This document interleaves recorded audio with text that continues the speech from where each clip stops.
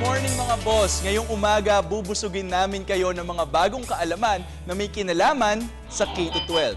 Ito ang 10-point education agenda ng gobyerno na ginagamit sa K-12.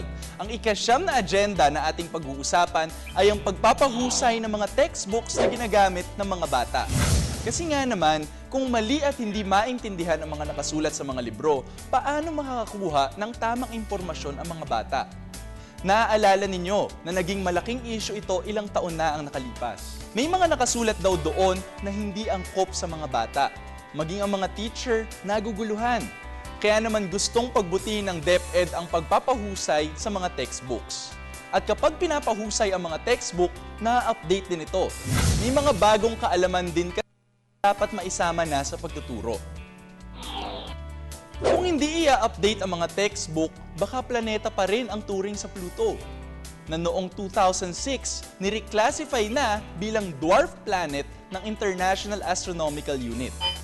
Ano nga ba ang ginagawa ng DepEd para mapahusay ang mga textbook?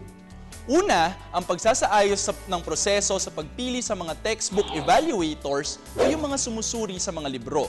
Kung hindi nga naman kasi maaasahan ang mga titingin sa mga libro, paano tayo makakasiguradong tama ang laman ng mga ito? Pagkatapos, may mga seminar din para sa mga may kinalaman sa paggawa ng libro at ng mga manual ng mga teacher sa mga public schools. Sumasali rin ang mahigit 40 civil society organizations, local government units, parent-teacher associations at iba po sa National Textbook Delivery Program o Textbook Count. Ang textbook count ay isang malaking samahan sa pagitan ng DepEd at mga civil society organizations. Sila ang nagmo-monitor at nagre-report kung tama bang na-i-deliver ang mga textbook sa mga paaralan. Sayang din naman ang mga textbook kung hindi rin makakarating sa mga mag-aaral. Hindi lang pala basta pag-aayos ng sistema ng edukasyon ang iniisip sa K-12, pati na rin ang mga gagamitin para mas maging matagumpay ang pagsasagawa nito. Hindi lang pala sistema ng edukasyon ang isinasaayos, pinapaigi rin ang mga gamit pampaaralan. Sigurado akong mas panatag na ang mga magulang natin dahil wasto na ang mga textbook ng mga paaralan. Sa susunod natin pagkikita, pag-uusapan natin ang pinakahuling agenda ng gobyerno sa edukasyon.